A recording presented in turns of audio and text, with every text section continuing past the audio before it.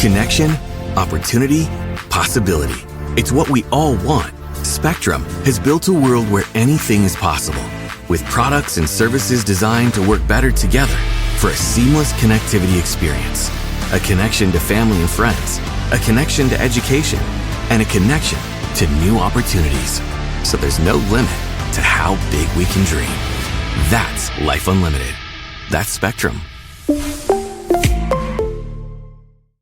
Welcome to Mind Love, episode 47. Today's episode is all about bold moves for big dreamers. You know, you can give someone all the best tools and knowledge in the world and their life can still feel stuck. But if you change what someone believes is possible, it'll never be the same. Turn up your frequency with Mind Love. Bite-sized brain hacks for seekers, dreamers, and doers. It's time to give your mind a little love with your host, Melissa Monti.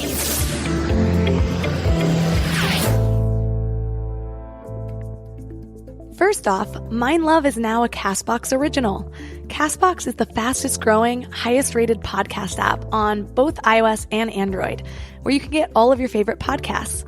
It has a super clean layout, and you can create playlists and download episodes to play offline. It's my personal favorite and where I listen to all of my podcasts. Don't worry, you can still listen to Mind Love wherever you get your podcasts, but I hope you'll give CastBox a try. Second, don't forget to subscribe on whatever podcast platform you're listening on, and leave a review if you can. Reviews really help to entice more amazing guests, plus it helps me grow the show, which ultimately helps me give more value to you guys. Hi friends! Have you ever wondered how really successful people got their start? We learned last week that, yeah, talent will give you a leg up, but as much as talent counts, effort counts twice as much. Sure, a lot of people come from money or went to fancy private schools and have all the connections already set up for them to make it big. But what about everyone else? How did Maya Angelou go from growing up in the Great Depression to being arguably the greatest poet of our time? How did Lady Gaga go from singing at open mic nights to one of the greatest women in music history? What's the secret? Our guest today asked himself the same thing when he was just an 18-year-old college student. He thought if he could just find out how the greatest people in the world launched their careers, he could compile all the answers in a book and change how our generation views success. Well, his mission proved more difficult than he imagined, but what he realized is there is always a way. This author is Alex Banayan.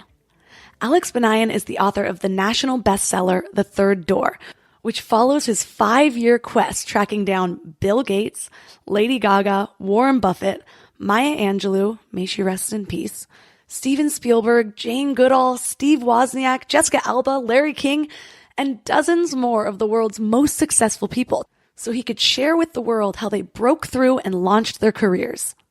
When he started, it seemed impossible. But today he's been named on Forbes' 30 Under 30 list, Business Insider's Most Powerful People Under 30, and been featured basically everywhere else. So 3 key things we will learn are how to keep going through rejection and failure, why it's so important to carefully select your support system, and how to beat imposter syndrome and feel like you finally made it. Plus, make sure to stay until the end because we have our first ever contest with some amazing prizes. Before we get started, I want to tell you about the best way to stay in your highest frequency between episodes. Thousands of listeners are loving my daily morning Mind Love emails. They're short daily reminders of your own beauty, magic, and power so you can start each day with your best mindset. Just go to mindlove.com and sign up right there on the homepage. Plus, you'll get some amazing free gifts when you do. First, you'll get a really cool free booklet of power lists based on proven methods from the most successful people in the world to automate your highest decisions. Plus, you'll get a free guided affirmation meditation. It's set with a binaural frequency known as the miracle tone, which is known to make you a magnet for love, health, and abundance. Then it's layered with affirmations to perfectly tune your frequency for transformation. Just go to mindlove.com to sign up. Or if you're out and about, just text the word morning to 33777. That's morning to 33777. And now let's welcome Alex Banayan to the show. Thank you so much for having me. I'm really excited about this interview. I just recently finished your book, and it's one of my favorite stories that I've read this year. So this is exciting for me. That means a lot. Thank you. Your whole journey started with what you call your mission. Tell us about your mission and where that idea even came from. I was 18 years old, a freshman in college, and I was spending every day lying on my dorm room bed, staring up at the ceiling.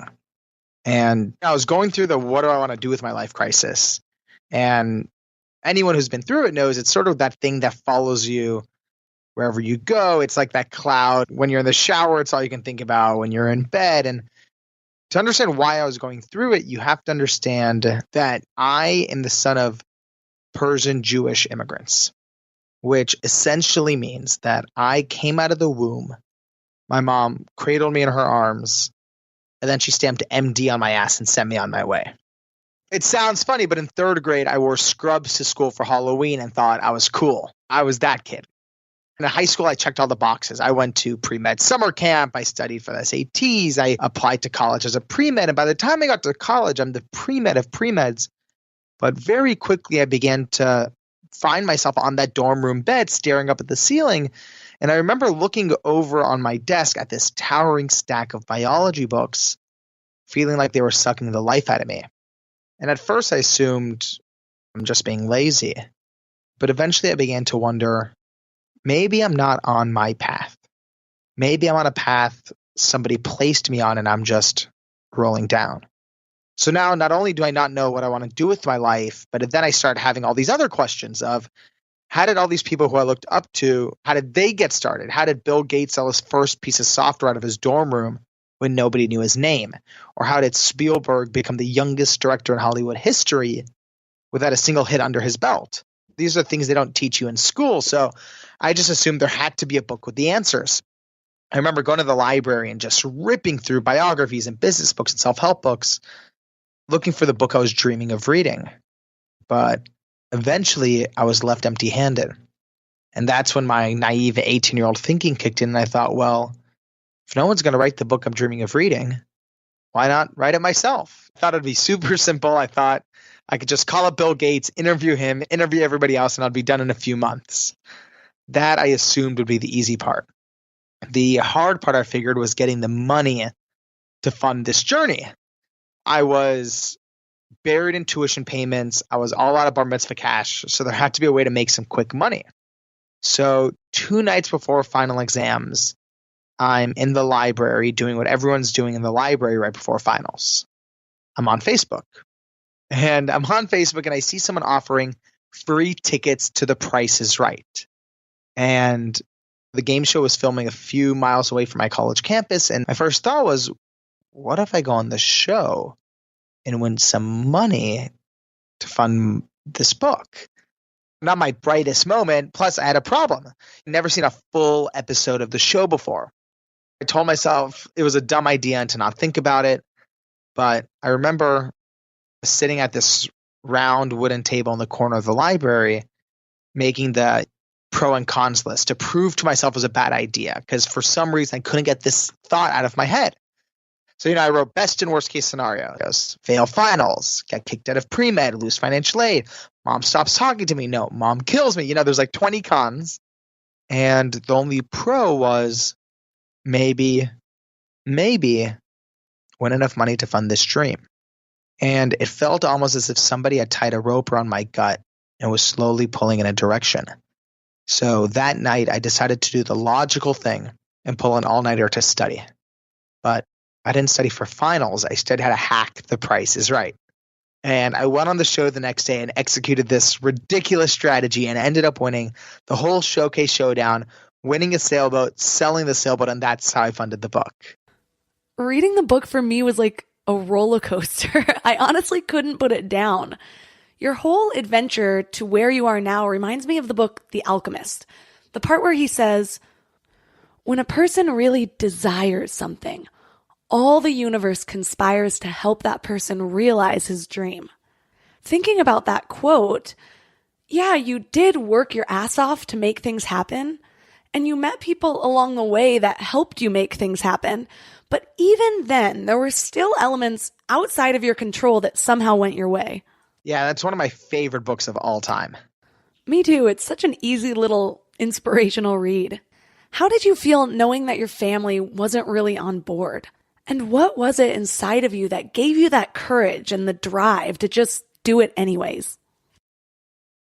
I am who I am is because of my family. I'm incredibly grateful for them. When I was younger, though, when I was 18 and just starting off on this journey, I couldn't understand why me even considering leaving pre-med was like essentially World War III in my family. Only now when I look back on it can I see that my parents fled to America as refugees. They left everything behind because of the revolution, and they came to this country with an idea that if they sacrifice everything to help me get an education, I won't have to suffer the way they suffered. So the very thought of me not being a doctor and going on this like preposterous wild goose chase to go learn from Bill Gates is like their worst nightmare. And again, it's really easy to talk about this, but at the time, these were some of the scariest decisions of my life. And the reason it's so scary is because you have no idea what's going to be on the other side of that cliff. What I've learned about these moments of immense fear is that fearlessness is not the answer. When I had started out on this journey, I assumed all these people who I looked up to had to be fearless. Whether it's Bill Gates or Elon Musk, I assumed they had to be fearless. But what I've learned over the years through my research and interviews is that every single one of these people was not only not fearless, they were tremendously scared throughout the whole process. So it wasn't fearlessness they achieved, it was courage. And while they sound similar, the difference is critical. Fearlessness is jumping off of a cliff without thinking about it. That's idiotic. Courage, on the other hand, is acknowledging your fears, analyzing the consequences, and then deciding you care so much about it that you're still going to take one thoughtful step forward anyway. That's so powerful because you're right. People assume that this fear that they're feeling must not be felt by other people who are doing these big things, but everyone has it. What matters is, how are you going to deal with it? Are you going to transform it into something that pushes you, or will you let it hold you back? But you really do seem to have a lot of grit. So I'm curious, what was going on in your head? When you first started, you were young and you had this big mission. I mean, when I was that age, I was just drunk. So while everyone else was partying, you were already sacrificing to make your mark on the world. So I'm wondering, when did it change from just an idea to something you were fully committed to? It's easy to, in hindsight, try to find this like tipping point, this moment where it looks like everything changed. But what I've realized is that when you're going through it, when you're going after any dream, whether it's starting a business or writing a book or getting a promotion, whatever your dream is, when you're going through it, when you're actually in the trenches, there is no tipping point. It's all just little steps. And for me, when it came to learning these lessons, there would be some moments where I would definitely learn the lessons and apply them into my life. There'd be other times where I would make the same mistake 15 times until life smacked me across the face. It all depended on the situation and how much conditioning I had to do the wrong thing. You've read in the book the moment where Tim Ferriss was just essentially yelling at me for being an idiot. And then I made the same mistake again with Warren Buffett. And what I've learned, though, is life will keep trying to teach you the lesson until you listen. That nagging feeling is our intuition. What's interesting is I've learned through different guests on this show that our gut instincts are actually different from our intuition. We tend to use those words interchangeably, but they aren't the same. Your gut gives you feedback on how you feel about something based on your past experiences and fears.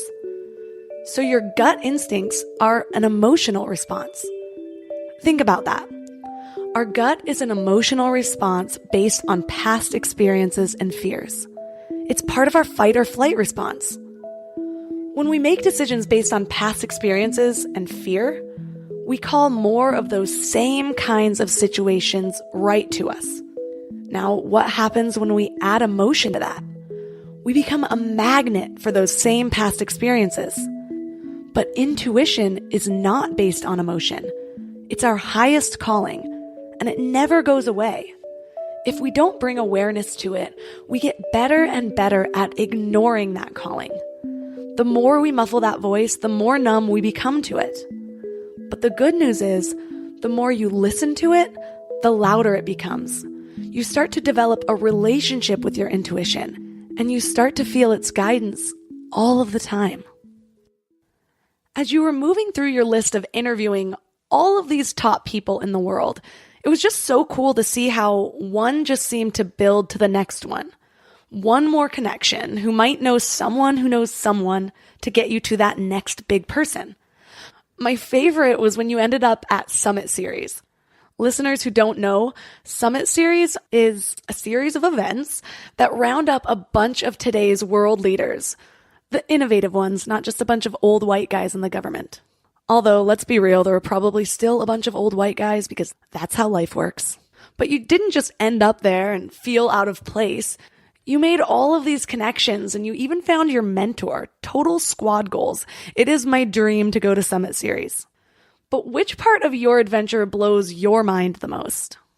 Ooh, that's a good question.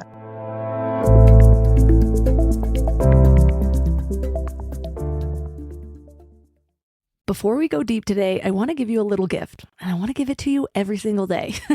It's called the Morning Mind Love. I know how life can be. You're all fired up after an inspiring episode, and then a new day or a new challenge comes at you, and it's just hard to keep up that energy. Well, the Morning Mind Love is kind of like an oracle from your higher self to help you start each day with a positive focus. Plus, when you sign up, you get 2 free gifts, a 30-minute binaural meditation and 30 days of journaling prompts to help you remember who you truly are. And it's all completely free.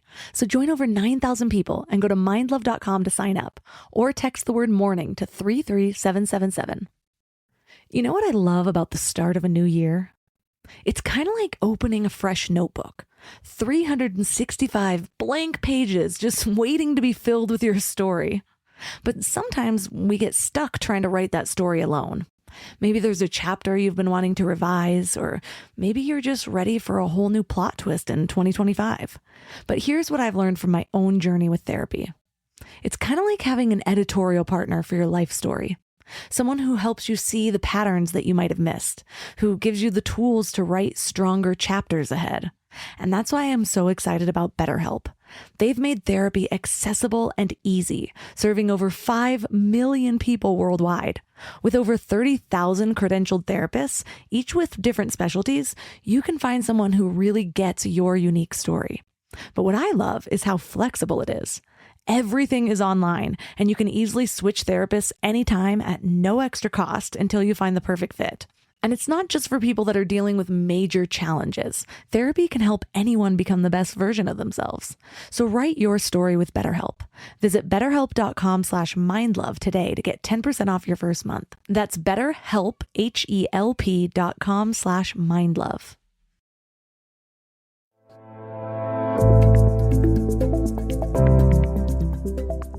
Which part of your adventure blows your mind the most? Ooh, that's a good question. The one that's the most miraculous to me is the one that was like the most improbable adventure. Like you said, each interview for this book was an adventure in and of itself. And the one that's the most seemingly unexplainable miracle was definitely with Larry King.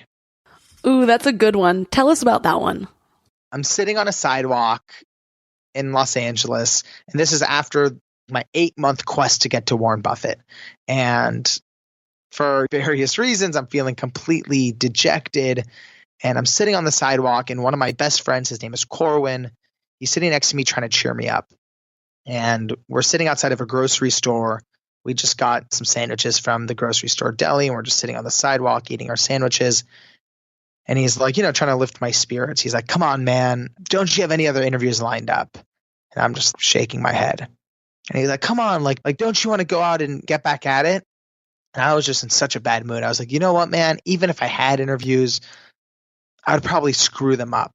You know when you get really bitter and everything in life just feeds through that lens? Yes, I know that feeling once every 28 days. That's the mood I was in. And as we're talking about this, my friend Corin's like, man, don't be so hard on yourself. Interviewing isn't easy. It's an art. It's not a science. And as we're talking about this is where like the miraculous moment comes in. That's still hard to explain. A car pulls up with tinted windows, parks right in front of us. The door swings open and out walks Larry King. It was so eerie. Have you ever noticed that sometimes the things that are the most like perfect timing is when you freeze up the most? So I'm like beyond frozen. I'm paralyzed. Like my mouth is wired shut. My throat is clenched. And Larry King just gets out of his car, walks past us, and goes right through the grocery store sliding windows. And I don't say a thing. My friend Corin is like, dude, what the fuck? Why didn't you say anything? And I don't know, man. I didn't want to bother him. And in hindsight, I know that was just the flinch. It was that thing inside of me that just is terrified of rejection, terrified of failure, and just comes up with any excuse possible to not do something. And I call it the flinch. And Corin's like, dude, what are you talking about? Like, you could have said hi. And then, of course, I was like, oh, dude, even if I go into the grocery store now, there's no way I could find him. The flinch loves hiding behind logic. And Corin goes, dude, he's 80 years old. How far could he get? So I had no response. So very reluctantly, I stand up and I just trudge into this grocery store. I look around the bakery, no Larry King. I walk over to the produce section. There's fruits, there's vegetables, there's no Larry. And right then I remembered he had parked in the loading zone. So he must be leaving any minute now. And this bolt of adrenaline kicked in. And I just started sprinting through the grocery store. I'm running down aisles, looking through every aisle. No Larry, no Larry, no Larry, no Larry. Cutting a corner down the frozen food section, swerving around old ladies, no Larry. He has to be at the checkout. So I run over to the checkout. I'm looking down each one. No Larry, no Larry, no Larry, no Larry. And at this point, I just want to kick a shopping cart. I'm just so angry at myself that even when he had been right in front of me, I hadn't said a thing. So I'm walking out through the parking lot, staring down at my feet, and I look up, and 20 feet in front of me is Larry King, suspenders and all. And I don't know what gets into me, but I feel this rumbling in the pit of my stomach, and I just start yelling at the top of my lungs, Mr. King! And, the echo just reverberates through the parking lot. And the poor guy has had quadruple bypass surgery. And I'll never forget, his shoulders jump like a feet in the air, and he slowly turns his head back around. Every wrinkle on his face is sprung back, and he looks like he's staring at the Grim Reaper.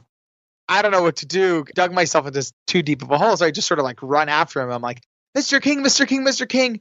My name is Alex. I'm 19 years old. I've always wanted to say hi. And he's like, okay, hi. And he just sort of speeds off. He's going towards his car, and I just am following in silence like a lunatic. And he finally gets to his car, and I'm standing there.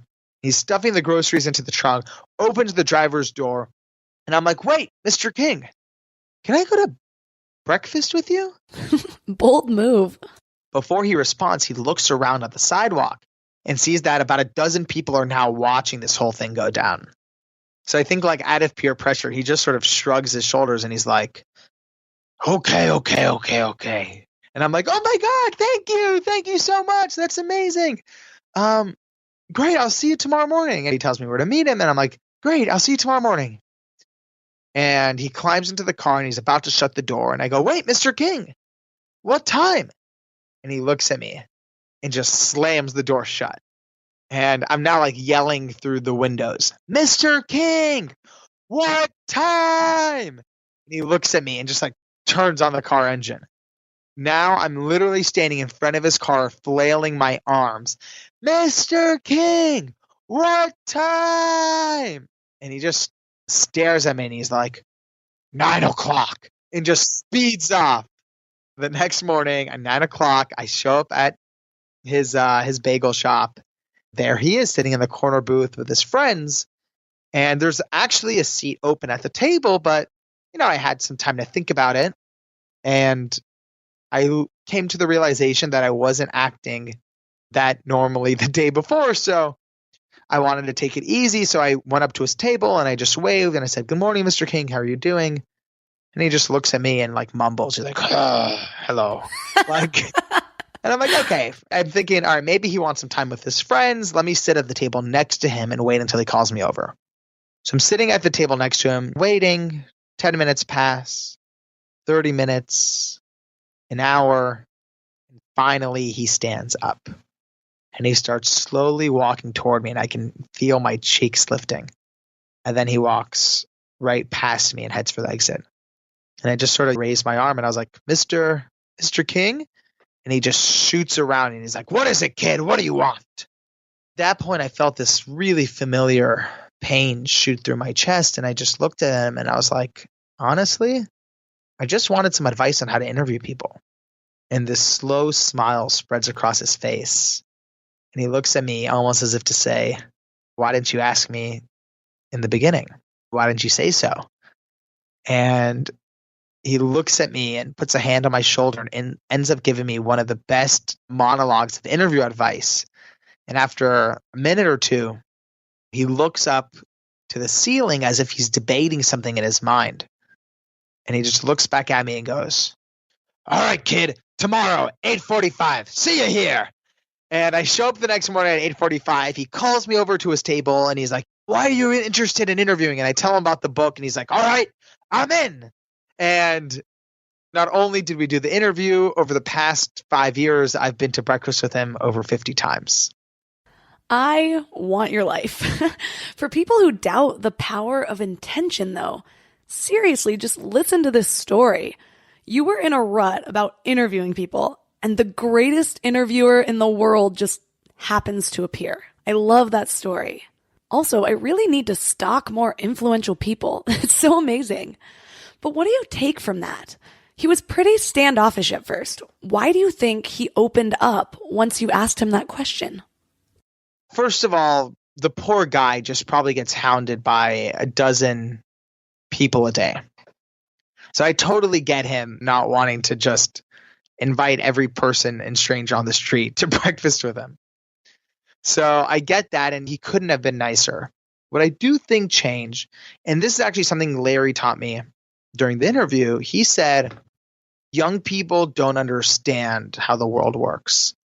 They look at the internet and they think, the world has rapidly evolved. And he said it's not true. Technology has evolved. Human beings have not. Technology has evolved. Human beings have not. And what he means is that still at the end of the day, what makes someone want to help you, what makes someone relate to you, is when they look in your eyes and see that you're sincere. They see a part of themselves in you and they want to help. And no email, no tweet can substitute for that. Right. That's easy to forget in this digital world. I also think it's part of the growth process too. You start at the bottom of the food chain and you look for people to pull you up. Then once you're up, you start looking for people who need help being pulled up with you. It's funny because when reading your story, you seemed like just this eager kid just blazing through, especially in the beginning. So I wasn't expecting such a poised guy when we met in person. You just have this magnetic personality. Thank you very much. Have you always been that way, or was that part of your transformation through everything you've accomplished now? So something most people don't know about me is that I'm actually super introverted. The definition of introvert and extrovert is introverts get energy and recharge by being alone, and extroverts get energy by being with others. I'm 100% an introvert. And growing up as a kid, I didn't really have many friends. I always had like one friend in elementary school, a couple friends in middle school, but I was never really popular. I never really had big friend groups. My mom never let me go out after school or go to sleepovers. I had a very strict like immigrant upbringing. It wasn't until high school that I met a guy. His name is Kevin Heckmat. It was like sophomore year of high school. And I would just sit in this math class and for like 3 months just watched this guy be like the nicest, most friendly guy I'd ever seen. And I was like very awkward and shy, so I never really said hi to him. But he sat like a few rows away from me in class. And what's crazy is that this is like a couple months into school. I've never talked to the guy. And I was talking to someone sitting next to me in class about how I wanted to buy a school sweatshirt. And in the high school that we went to, if you were on a athletic team, you got like a $10 discount on school apparel. And I wasn't on a team. And I was just sort of complaining to this person next to me. And Kevin, a couple rows away, overheard me. And we're like sophomores in high school. And he just like leans over. He's like, hey, man, I'm on the soccer team. I'm happy to go at lunch and buy the sweatshirt for you. And I was like, and you have to remember when you're like 14, 15, no one does nice things for each other. I was like, it's okay. It's really okay. And he's like, no, like, it's not a big deal at all. It'll take like 10 minutes. Not a big deal. I'm like, really, man? He's like, yeah, for sure. Here, take my number. I'll go tomorrow during lunch. I was like, wow. And part of me like wasn't sure he would actually do it. Yeah, I mean, what a nice guy. Did he learn nothing from Regina George? And of course, sure enough, he goes and gets it, gives it to me. He's like, look, man, no big deal at all. And I make like a mental note, like, I want to be this guy's friend. The way he just lives is, I know it sounds corny, but it just really inspired me. His happiness, the way he made other people around him happy, the way he was just so magnetic. And his aura would always like light up a room. And over that year, we slowly became friends. By the next year, we became best friends. And to this day, Kevin is not only still my best friend, we now live in the same house together. And the craziest thing, are you ready for this? This is actually, it's still crazy to me. I mean, I think I'm ready. So a couple of years after me and Kevin become friends, it's now senior year of high school. We're now best friends. We have this amazing friend group. And Kevin is really the person, to answer your question, who taught me how to be social. And I think that's actually one of the biggest lessons. If there's something you want to add to your personality, let's say you want to be an amazing public speaker, go make friends with the best public speakers. Let's say you want to be super thoughtful and poetic, go make friends with great poets. You know, it's easier said than done. It's not something you can just do in a week. But when you have that intention, the people around you rub off on you. So, all right, we're 2 years into our friendship, and me and Kevin, we're going to prom. He had his girlfriend, I had the person that I asked, and we're all going to like the pre-prom where the families like gather to take photos. And we're at pre-prom, and Kevin's family is there, and my mom and dad are there. And Kevin's grandma so happened to come too. And at the pre-prom, I hear her look at my mom and yell, Tamara. But that's not my mom's name. That's my grandma's name. That's my mom's name. It turns out that Kevin's grandma was recognizing my mom because she looked just like my grandma when both Kevin and Maya's grandma were best friends in Iran 60 years ago. Wait, in Iran? That's insane. And Kevin and I never knew this, and we never met through our families. And the reason our grandmas were best friends is because our great grandmas were best friends 80 years ago on the other side of the world. Please tell me that Kevin's grandma bought your grandma a sweatshirt. No, but that's so crazy. It's amazing. I feel like that's one of the most serendipitous encounters I have ever heard of. It's like the cutest bromance ever. Yeah, he's like my brother now.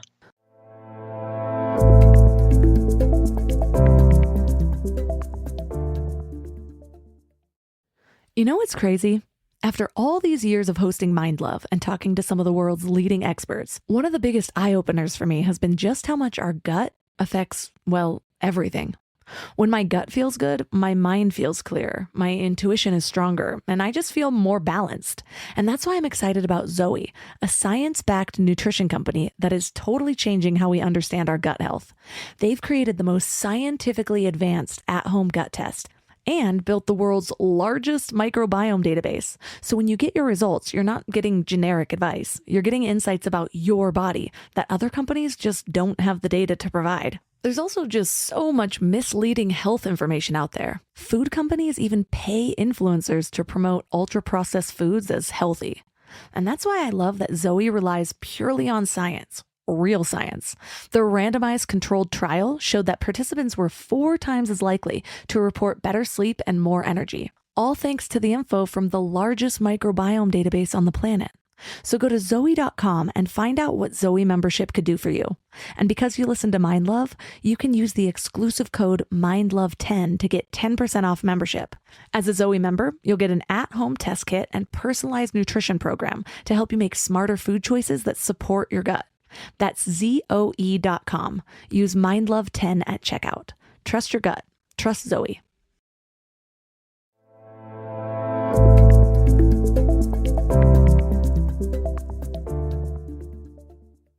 Well, wow. So your life is full of these amazing, meant-to-be moments, but you also dealt with a lot of rejection through it all also.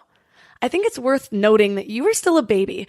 You had this idea your first year as an independent human. Those years of late teens to early 20s are a vulnerable time. We're like irrational emotions with limbs. So how did you keep going without letting all of that rejection and sometimes even lectures from some of the most respected people? How did you not let that affect your self-worth? Well, to answer the first part of the question, for every miraculous coincidence of my life, there's been equally miraculous disasters. And not even disasters, just things that, for every 1 in a million opportunity, I've had a 1 in a million loss. I remember I spent a lot of time trying to interview Jay-Z. I love his music. I really admire how he built his businesses. And I spent a lot of time trying to get that interview. And I finally worked my way into making friends with one of the executives at Jay-Z's company. And I'm in the boardroom of Jay-Z's office. It's 5 p.m. I'm in New York. I flew out to New York for this meeting. I'm in the office at 5 p.m. and me and the executive are just talking for 2 hours about the book. And he's super excited. And after 2 hours, I'm like, hey, do you mind if I go, jump and use the restroom? He's like, absolutely. Down the hall to the left. Just keep going and you'll find it. So I go and I come back 5 minutes later. And the executive's like, you are an idiot. I'm like, what are you talking about? He's like, the second you left, a minute later, Jay walked into the boardroom, sat down for a minute. I asked him to stay, but he had to go and you just missed him. I have a dozen of those stories. Just by a hair missing out on these seemingly miraculous moments. And actually, I always wonder too, how many times I've missed major life moments by a minute. It's so hard to think that way though.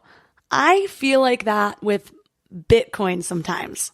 So I bought a little over $100 back in 2011, but I did it in the most untraceable way possible, which was totally stupid. Well, the whole thing was totally stupid. Back then, I was just as curious as I am now, but also reckless and invincible. And I had heard about the Silk Road. It was this online black market on the dark web. And I wanted to see if it was possible to buy party drugs. Yes, so dumb. I wasn't even doing drugs regularly at the time.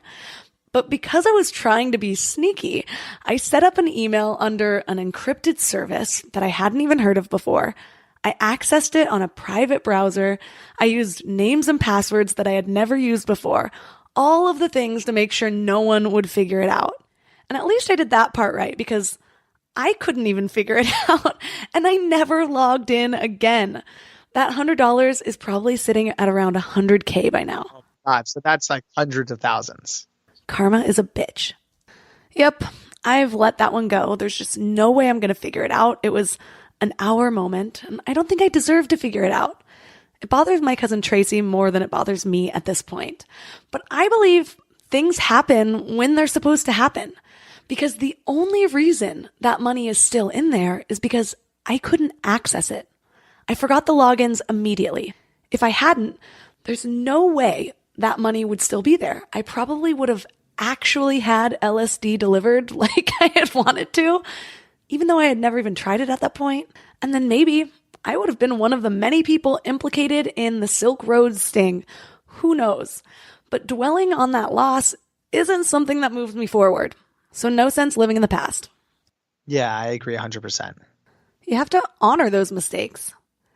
You also made some mistakes through all of this. You kind of touched on one about over persistence. And Tim Ferriss got in your face a little bit about it.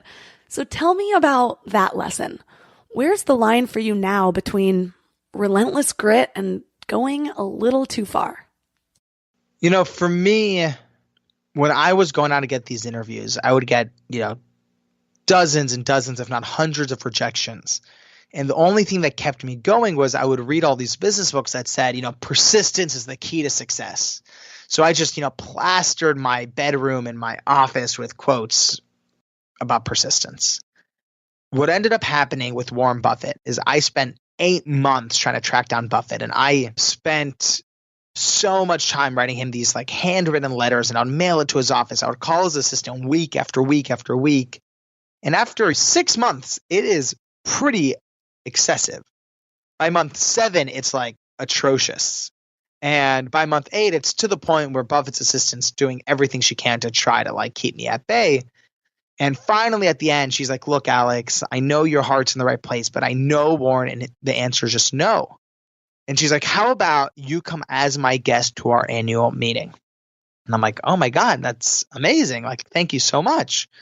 And she's like, of course. And, I ended up going to the annual meeting, but I still never got that sit down one-on-one interview with Warren Buffett.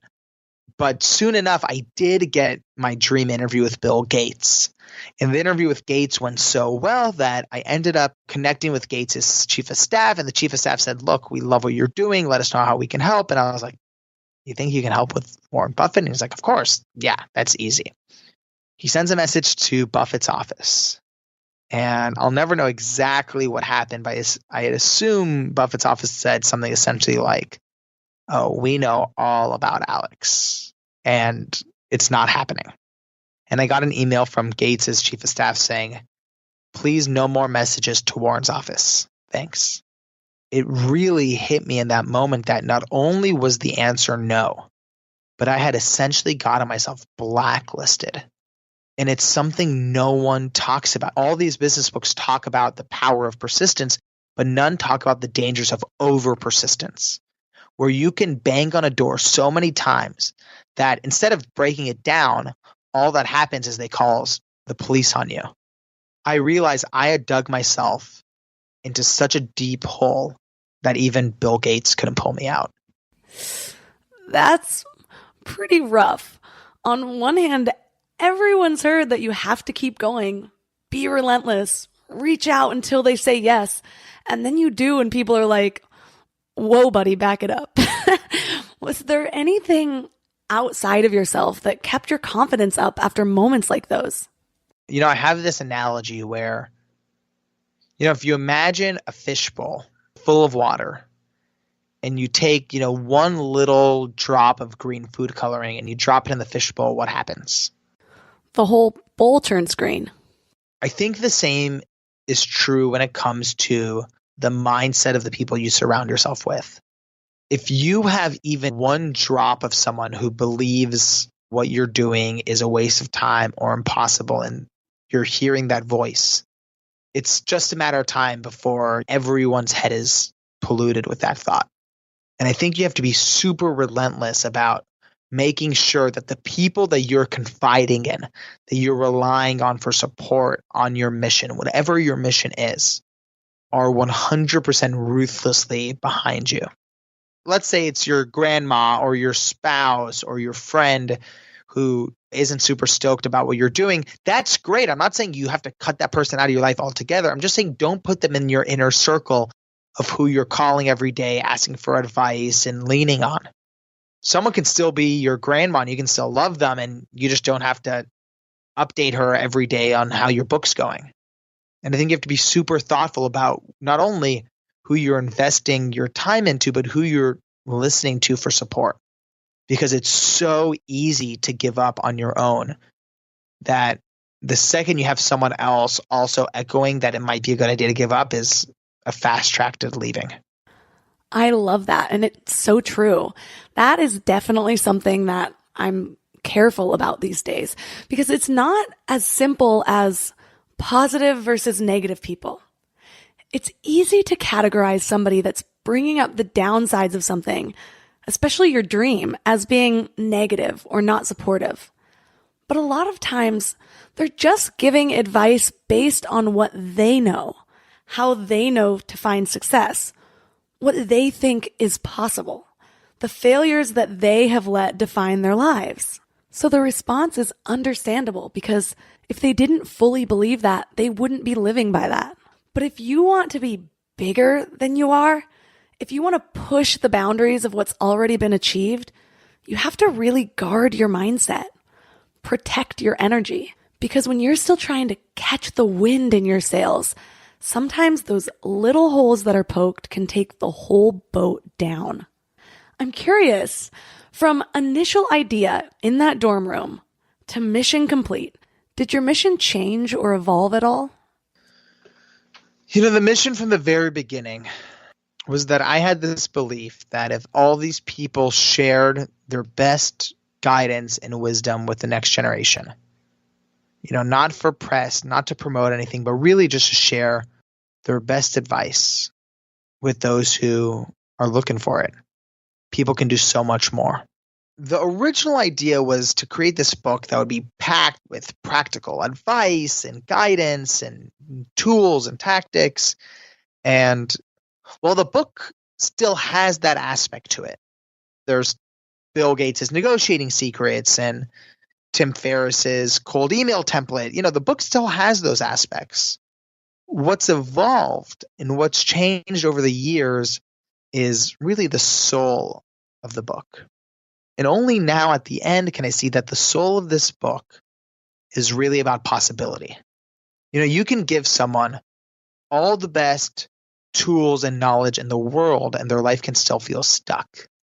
But if you change what someone believes is possible, it'll never be the same. And that's really what makes this book so special.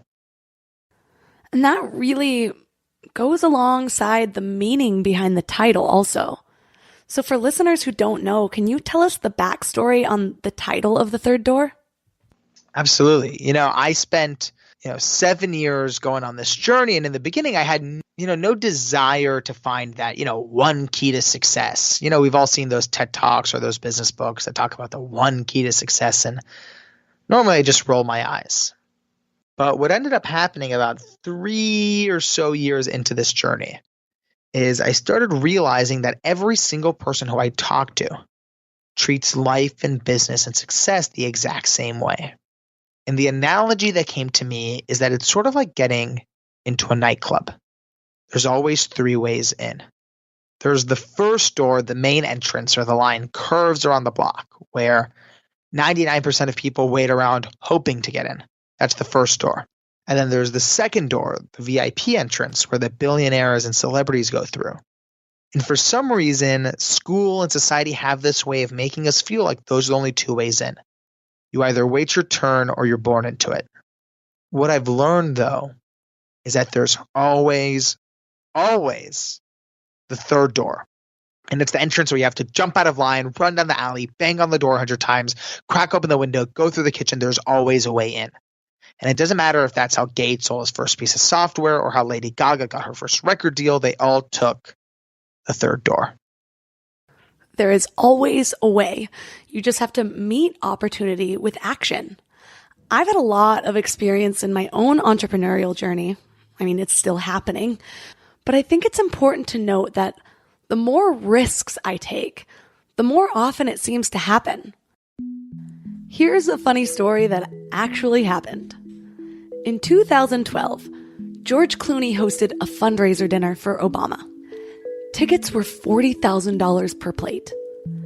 I had a friend that actually had a ticket, and I decided I was going to try to get in. Again, this was still around my reckless and invincible time, but I'm guessing that the 40 milligrams of Adderall I was taking per day helped that just a little bit. If you've ever tried to sneak up on the president, you'd realize that that shit is not simple. But my wealthy friend told me that he'd buy me an outfit on Rodeo Drive if I attempted. I realize I sound a little like Pretty Woman right now, but whatevs, it turned out pretty great for her, right? I figured there's no way I'm gonna get in, but at least I'll get a really expensive outfit out of the deal. I'm pretty sure he just wanted company through the hours of traffic we had to sit through to get through the crowds. Also, like 10 checkpoints. We get to the first checkpoint and I'm thinking, okay, I'm a goner. My friend rolls down the window and an officer asks for his ID, checks him off the list, but never peeps his head in far enough to see me. This happened at every single checkpoint. Next thing you know, we're at the bottom of George Clooney's driveway, and there are several people and security behind a red velvet rope checking names and IDs again. I tell the limo driver to stay close because there's no way that I'm making it through here. My heart is pounding as they're looking at my friend's ID and checking him off the list. Then they ask for my ID. I hand it to her. She looks at it and hands it back to me and tells me to go ahead. She never cross-referenced my name with the list. So now I'm on to the next roadblock. George Clooney's driveway is really long and steep, so they had a golf cart taking people up. I go and sit in the back to wait for my friend, and someone's already there, and the guy that's already in the golf cart turns around and introduces himself. Hi, I'm Toby. I'm thinking, great, I'm gonna get arrested next to Toby Maguire. But the next thing you know, we're all going up the driveway like we're friends, and we get to the top. They're checking things again. They check my purse, but this time they don't check ID or the list.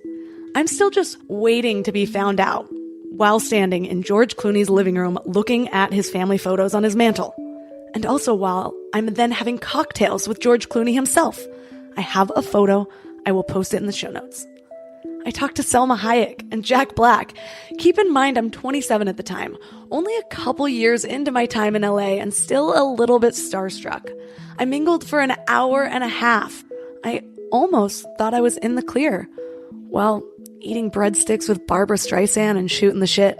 But unfortunately, it's pretty obvious when there's an extra when there are only 15 tables of 10. And then I got kicked out by Secret Service. They were oddly nice about it because they thought the mistake was on them. How else did I get in through all of those checkpoints? Honestly, I'm still amazed by that story. At the time, my only focus was meeting George Clooney. Imagine if my mission was at all related to my purpose. Imagine if I used that power of intention for something more fulfilling than an Instagram photo. What would be possible then? Kids, don't try that at home. I'm not necessarily recommending that risk, but whatever, it's a cool story. The more risks you took, the more you started to conquer the flinch. So I'm wondering, when did you stop feeling like an aspiring entrepreneur and start feeling like you finally made it? Did you ever conquer imposter syndrome, or do you still deal with it? You know, I believe that the difference between an aspiring entrepreneur and an entrepreneur is how much you believe in yourself. And for me, very early on, I was 18 or 19, and I would tell people, you know, I'm an aspiring author. And then I realized, wait a minute, an author is just someone who is writing a book. I'm writing a book. There's this quote that I heard, I don't remember who said it, but it says something like, you can't be a noun without being the verb. And essentially it's like you can't be the noun, the author, without writing. You can't be a writer without writing. You can't be a singer without singing. I really think as soon as you just start doing it and it's part of your identity and it's part of your priority, the difference between an aspiring photographer and a photographer is a photographer says, I'm a photographer. It really comes down to how you view yourself and whether you think you're ready. And I believe that you shouldn't have to wait for anybody's permission except for your own. So let's talk about now. You made this big dream into a reality. You figured out this concept of the third door and how there's always a way. And you found a way. You published your book and your life is completely different. How has that shaped how you live today? Have there been any other cool stories or serendipities since the publishing of the book? There have been. And something that I love that a friend of mine, his name is Jesse, always says is that he says, serendipity is God's way of winking at you. And I really love that. And it's just a reminder that you're on your path. I actually remember one of the crazier ones happened when I was done with the writing right before the book came out. My writing mentor, his name is Cal Fussman. He's an incredible writer. He wrote the Esquire magazine's What I've Learned column. He's co-authored 2 New York Times bestselling books. He has this amazing podcast called Big Questions. And when Cal started mentoring me, he said, look, if you're going to take this process seriously, if you want to write a truly great book, you have to approach this with the same intensity that an Olympic athlete trains for the Olympics. And I gave him my word, and I really took it to heart. I would wake up at 6 a.m. every day and write with the intensity of an Olympic athlete. It took me a while, but eventually the book was finished, and I was very proud of it. And what's crazy is, on complete coincidence, the day that Cal and I had our final session where we were reviewing one of the final chapter, the one with Lady Gaga, on the final edit, I got to my office that day. I left the coffee shop where Cal and I were editing. I got to my office, and on my friend's step was a package from Nike. This was 2 years ago when the Summer Olympics were happening in Rio. And there was a care package. I open it up and it's all this Olympic gear that says Team USA. And the timing of that was just so incredible that it was literally my final editing session. And I get to my office and there's this unmarked package. It's not this big fancy Nike box. It's a regular brown box. And I open it up and it's all this Team USA gear. And it was just probably one of the craziest coincidences of my life. Wow. Again, just such an inspiring example of what happens when you make your intention clear. It just seems to magnetize all of the right resources.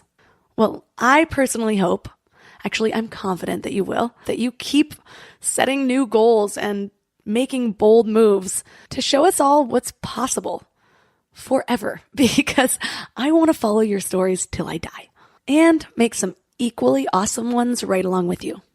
For listeners who are interested in learning more about you and your book and what you're up to next, where's the best place to connect with you online? So the book, and first of all, I'm so grateful for you. I'm so happy the book resonated, and this was a ton of fun. The book is available everywhere you like to buy books. So whether that's Amazon or Barnes & Noble or Audible or Kindle or iBooks or Google Play, wherever you like to buy books, the third door is there. And if you do end up buying the book by this podcast, definitely let me know on social so I can say thank you. Twitter and Instagram, it's all the same. It's at Alex Banayan. So AlexBanayan. Don't run off quite yet, because we also have some big news, our first ever contest. All you have to do is go to mindlove.com/contest by October 17th at midnight, and you can win a signed copy of The Third Door, plus a self-journal from bestself.co, because it's my favorite journal for making shit happen, and a 15-minute coaching call with me. We can talk about anything you like, whether it's brainstorming your next big action, figuring out your goal, help with purpose, book recommendations, the sky's the limit. Again, go to mindlove.com/contest by October 17th at midnight Pacific Standard Time. How great was that interview? I love that human. He's younger than me and he's accomplished so much. It's just so inspiring. Plus his office is kind of near me, so hopefully we'll become friends.